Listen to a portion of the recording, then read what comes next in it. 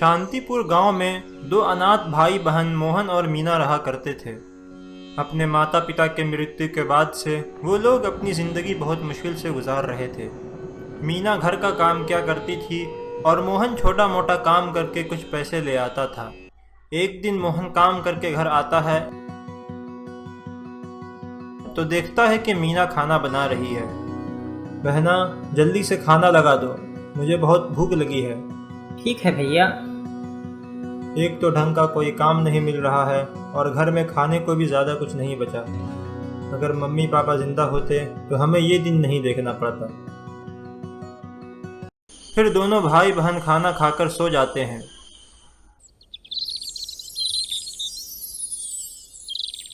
अगले दिन सुबह मोहन फिर से काम ढूंढने निकल जाता है। रास्ते में मोहन को गांव का सेठ मनोहर मिलता है। अरे मोहन, सुबह सुबह कहाँ जा रहे हो? काम ढूंढने जा रहा हूँ सेठ जी। क्या कुछ काम था आपको? हाँ मोहन, बाजार से घर के लिए सामान लाना था, ला दोगे क्या? हाँ सेठ जी, मैं आपके घर सामान ले आऊँगा। मोहन बाजार से सामान लेकर सेठ जी के घर जाता है। अरे आओ मोहन, बहुत जल्दी आ गए। कितना पैसा हुआ? सेठ जी 350 रुपये हुए। ये ले 400 रुपये, 50 रुपये तू रख ले।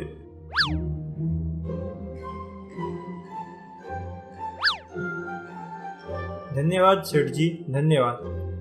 कोई बात नहीं मोहन, और कभी किसी चीज की जरूरत हो तो बताना। सेठ जी, आप तो जानते ही हैं मेरे माँ बाप के गुजरने के बाद हमारी स्थिति क्या हो गई है। कुछ उधार पैसे चाहिए थे। मैं कुछ अपना धंधा करना चाहता हूँ, लेकिन मेरे पास पैसे ही नहीं हैं। ठीक है, ये ले 20,000। इतने में तो तेरा काम हो जाएगा ना? हाँ सेठ जी, धन्यवाद।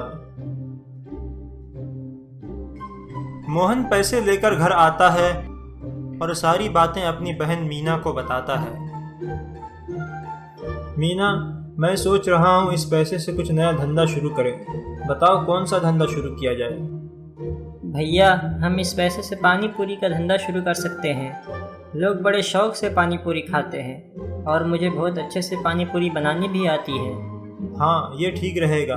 तो तू पानी पूरी तैयार कर, मैं कल सुबह बेचने के लिए बाजार चला जाऊंगा। ठीक है भैया।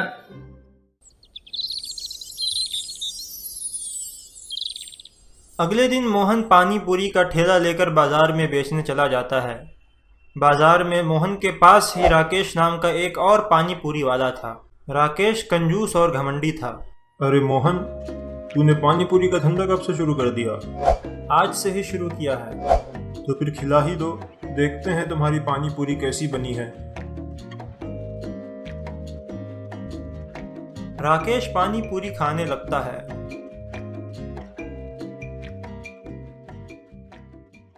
ये कैसी पानी पूरी बनाई है मोहन? ना नमक है ना मसाला। तुम्हारी पानी पूरी से अच्छी तो मेरी पानी पूरी है। आज के बाद तेरे ठेले पर नहीं आऊँगा। वो जोर जोर से ये बोलने लगा कि इसकी पानी पूरी तो बहुत खराब है। इससे मोहन के पास आ रहे ग्राहक भी लौट गए। राकेश लोगों को अपनी ठेले की तरफ बुलाने लगता है। आओ भाइयों आओ, राकेश की मीठी पानी पूरी खाओ।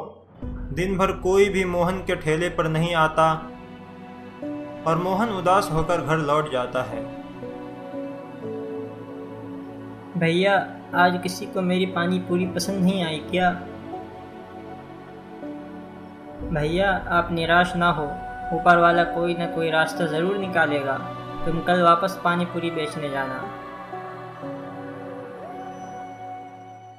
अगले दिन मोहन फिर से पानी पूरी बेचने जाता है, मगर आज भी वहाँ कोई नहीं आता। थोड़ी देर बाद राकेश के ठेले पर एक बुजुर्ग आदमी आता है। बेटा, 2 दिन से कुछ नहीं खाया है, थोड़ा सा खिला दो बेटा, ऊपर वाला तुम्हारा भला करेगा। अरे जाओ यहाँ से जाओ, पता नहीं कहाँ कहाँ से आ जाता है। दुखी मन से बुजुर्ग आदमी वहां से निकल जाता है और मोहन के ठेले पर आता है। बेटा, मेरे पास पैसे नहीं हैं, तुम ही मुझे कुछ खिला दो। आप फिक्र मत कीजिए दादाजी, मेरी पानी पूरी तो कोई खाता ही नहीं, आप ही खाकर अपना पेट भर लो। बुजुर्ग आदमी पानी पूरी खाकर अपना पेट भरता है। बेटा, तुमने मेरी भूख मिटाई है। धन्यवाद बेटा, धन्यवाद। आप फिक्र मत कीजिए दादाजी।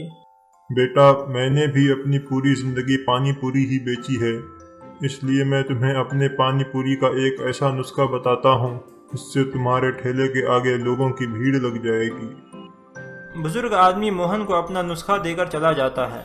मोहन उस नुस्खे का इस्तेमाल करके अपनी पानी पूरी को बेहतर बनाता है।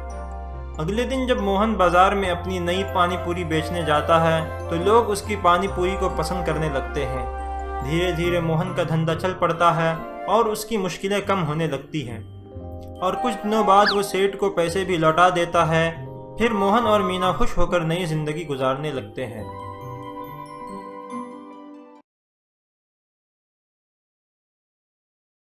इस कहानी से हमें ये सीखने को मिलता है कि मुश्किलों के समय में भी उम्मीद और नेक दिल से मदद करने का फल ज़रूर मिलता है।